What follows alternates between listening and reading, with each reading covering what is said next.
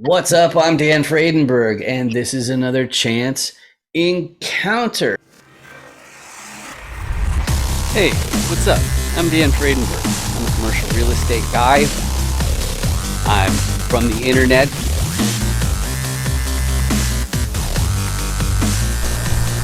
We're seeing more properties like this being built in front of a house that's going to be torn down soon. I understand that there are power lines that are getting kind of close.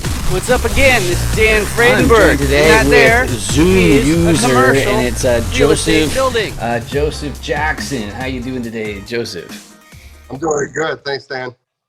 Awesome, good. And I'm excited because I have my very favorite audience member here today. And why is my favorite audience member here today? Well, it's because it's a chance encounter. And what's all that about? Well, I'm always interviewing commercial real estate investors, and sometimes they're syndicators, sometimes they're operators, and I'm finding out, okay, so what is it exactly that you do in this business? And one of the main ways that I do that is with the Dan Does Deals commercial roll die. You can get your own copy for free at dandoesdeals.com, and I don't even ask for your email address, which is an ultra stupid idea from a marketing perspective. You always have to ask for the email address, but I want you to print it out because I want you to be able to effectively communicate on the subject of commercial real estate. Because if you want to get involved in it, you have to be able to talk about it.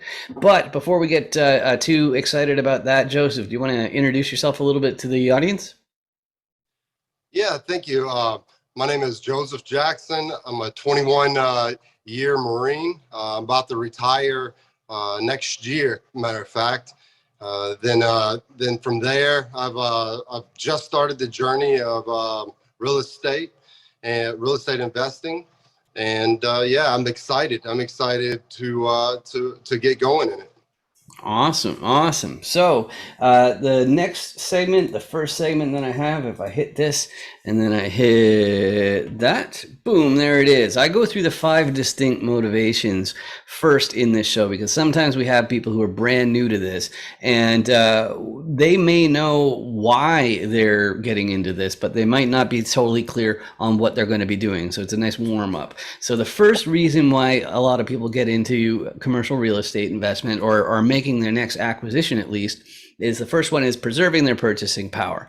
And that is more about the people who already rely on the cash flow from the assets that they own to make their ends meet. Okay. Now, if inflation is like it is right now, then they periodically have to make additional acquisitions because they need to have that additional cash flow, and then they just borrow against the assets that they already have. But that's not what I'm up to. That's not my primary motivation, just for full disclosure. What I am up to, though, is trading time for wealth directly. Now, I have a background in tech, specifically it's CRM technology. I own this CRM agency to help people with their lists, so keeping in touch with everybody, emailing people separately, and that's a big thing when it comes to 506B compliance because it's kind of sticky.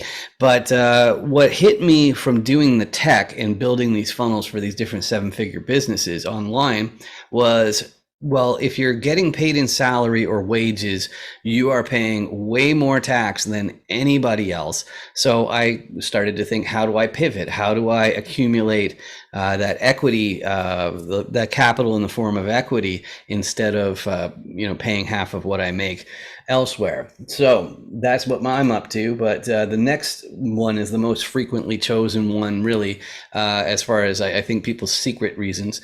They want to take more control over their time. Okay, maybe it means that they actually want to retire early, but the bigger thing is taking control of your time is really all about is it might be just working fewer months per year, or fewer hours per week, or whatever you want to do. But those people are looking to dial back, whereas the next group, they're always going to be hustling. They want to buy their entire hometown.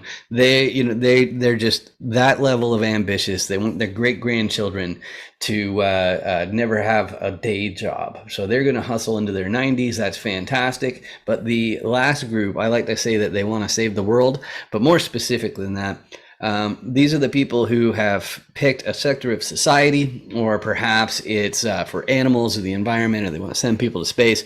Who knows what it is, but they found some group that they want to help, and they realize that you need to have a big financial nest egg if you're going to make a really big impact on that sector of society. And so that's what brought them to making these commercial acquisitions. So those are the 5 different motivations I found are distinct. So Joseph, which of those describe you best? What combination of those resonate with you?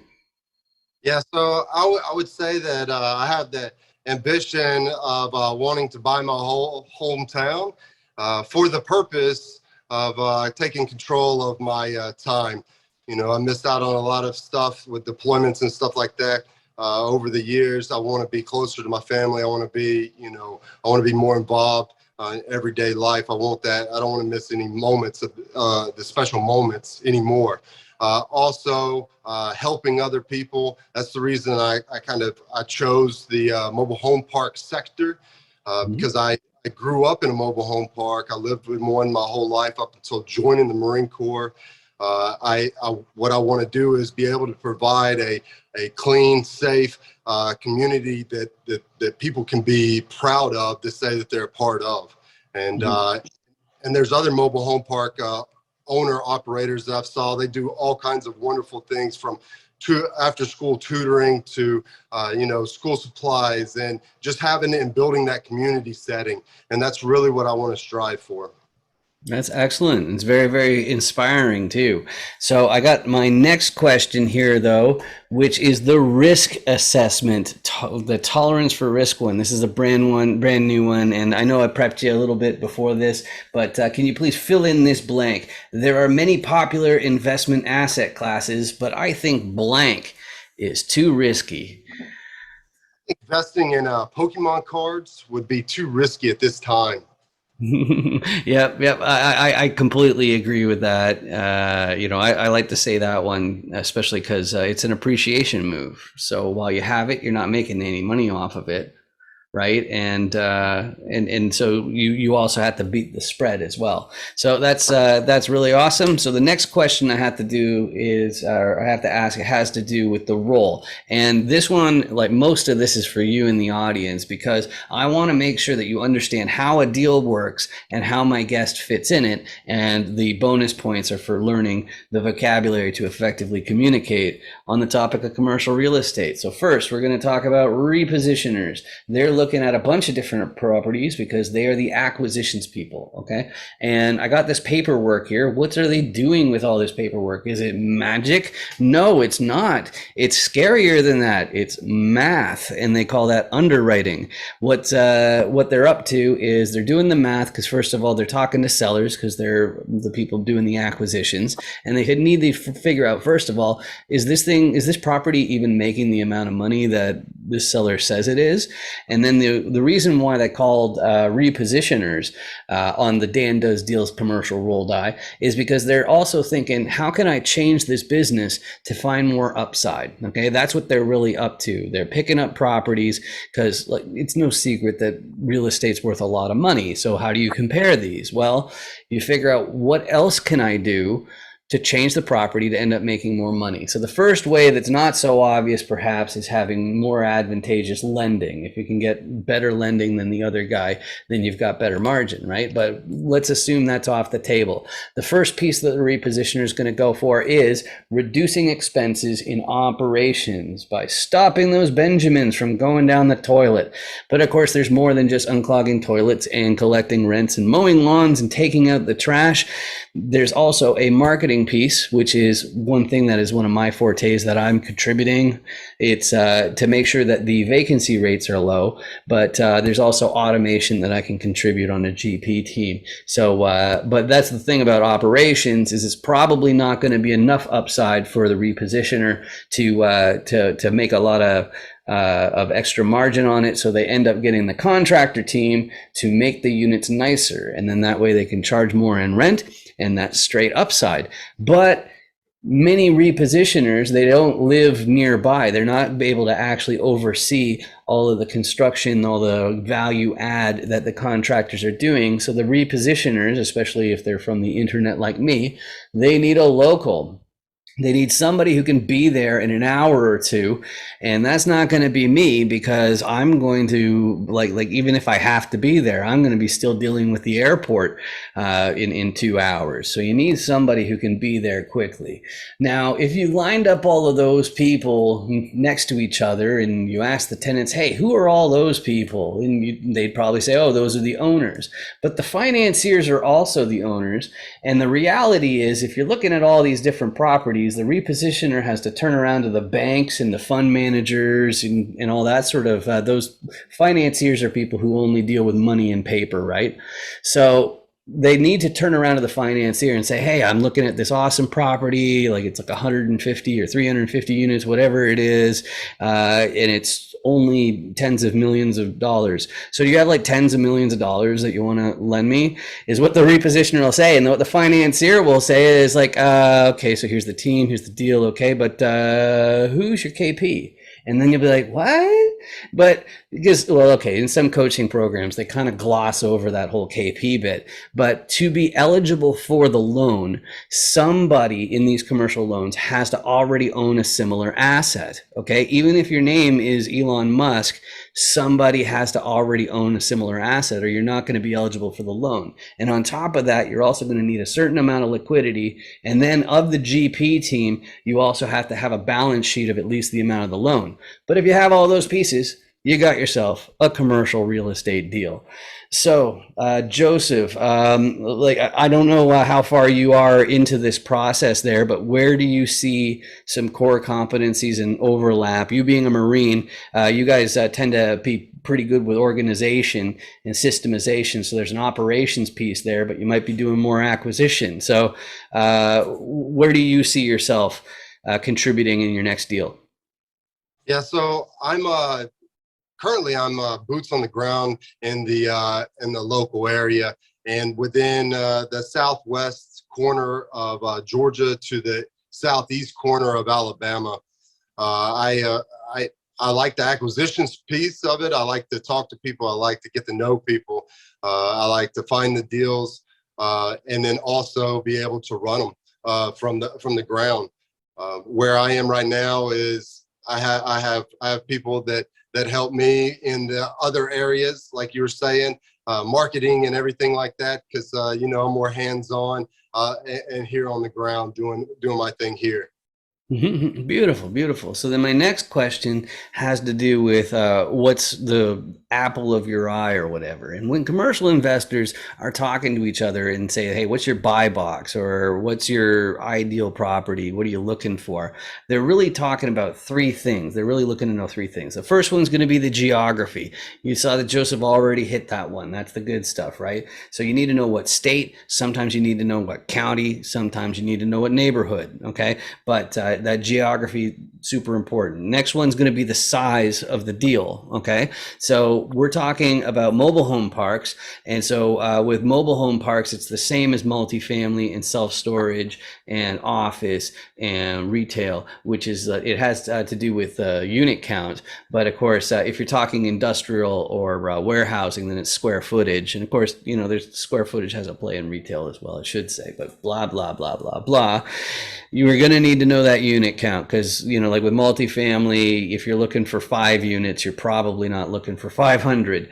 And the third thing that they're going to be needing to know about the ideal property, it's going to be the class. And they did one of my least favorite things in languages by using the word class, because they have it meaning 2 different things with the same word. So the first meaning of class, it has to do with the condition of the building. So is it old and beat up, or is it brand new and like ho hum, or is it like brand new and it's like immaculate and luxurious with gold plated toilets and stuff? That's one meaning of class. The second meaning of class, it has to do with the area that the property's in. So what's the crime rate in that area? What are the schools like? That's the other meaning of class. And the way that they compare the two is both of them, they use the same system as in grade school, which is like, this is a C plus or a B minus or A or A plus plus, whatever, that sort of thing. So as far as properties that are easy to say yes to, more difficult to say no to, you already gave the geography, but what are those other details like unit count? What Yeah, number of pads? so we're really going after 10, anywhere from 10 mobile homes to around about 40 mobile homes right now. Maybe a little bit more, maybe I wouldn't go any less really, unless it was a really good property. But we're looking for C-class assets that are heavy value add. And when I say heavy value add, I'm not talking about just we can bump the rent up, or they may be this or that. I'm talking from coming from a background of construction and a family of construction workers and stuff. I know how to do most of that myself. So that's where I come in with a lot of cost saving, with me being able to do that myself and do it right and do it in a professional way. So that's what we're really looking for. And there's not really a shortage of them so far from what we saw. So we're busy right now, and I look forward to the future with that. All right, awesome. So, and I know that one thing that's pretty common in mobile home parks is, like you mentioned, the number of lots on there. Do you have like a multiple in mind as far as like how much extra expansion you do? Like you have you want it to have a lot big enough where you can put like 3 times as many if you fill it out, or is it like twice as many, or do you have like a? Right. So we try to put at least like 5 to 10 more lots on piece of property that we get. That way it adds more value also. And like I said, I'm able to bring in stuff to the team as putting in septic tanks and stuff like that, and grading with heavy equipment and stuff. So it's been good. It's been fun. That's what's worked out for me so far. Perfect. And then my next question, it has to do with the people who you can help. And one of the things that I like the most about commercial real estate is that because nobody is all of the sides of the die for any meaningful amount of time, so it means that you've got a community of people who are always building teams. And so that means we're always eager to give referrals and help each other out a lot more. But even though we are all that friendly, we're all better suited to help some investors or operators or whatever more than others. And me personally, because of my marketing and because of my tech, I'm always on the lookout for sponsors and KPs. And the reason is because they'll already have some sort of foundation in place to their business. Like when you're first getting started, you need a grunt, okay? But like once you've got some foundation, you need some real fuel to the fire, and that matches my skill set. So that's why I'm always looking for those guys. But I don't know if you have any 506B deals on the go, Joseph, but don't entice investors, whatever that means. But in real estate, like you can say beginners if you want to help them or whatever. But as far as these roles, like who are you really on the lookout, or who do you think you can help disproportionately? Like, is it like contractor teams, repositioners? Who do you think you can help? Yeah, so the class that I believe that the positions that I believe that I can help the most are the experienced operators to the intermediate. The intermediate operators are more out to take a chance on a beginner like myself, but I believe that I could bring value to any team. But I've been looking for the marketers, the people that the number crunchers, stuff like that. I could really bring value to a team of them. Yeah, absolutely. All right, awesome. And then for those people who are a good match, or people who have properties like the one that you described, what's the best way to reach you? Like, we really found each other through LinkedIn more than anything else, or at least the meetups, I always find them through LinkedIn. Is LinkedIn a good way, or do you have a site, or what's the best way to reach out? Yeah, absolutely. LinkedIn would be the best way, and it's Joseph Dwayne Jackson at LinkedIn. So. Yeah, just look me up, and I'd be happy to speak to you. All right, awesome. And the only thing that's left, it's actually not for you, Joseph, it's for you in the audience, which is over here, there's a big red, ugly red button, and it's coming up. Stop that. It's bad. You have to hit the red button, the one that says subscribe, because it's ugly and I hate it. And that's why it's okay that you hit it. But it also turns into the gray button. You got to see the gray button. It's amazing. My favorite thing about the gray button is that it means that YouTube might actually start paying for these videos instead of me. And that sounds amazing. So if you could help me out with that, if you could help me out with that, that'd be fantastic. All it really means is that my videos might show up on your list of suggestions, but you can go ahead and ignore those. I just appreciate the fact that you joined me today. Just like Joseph, it's been amazing talking to you today. This has been really fantastic. I appreciate it. Thank you very much.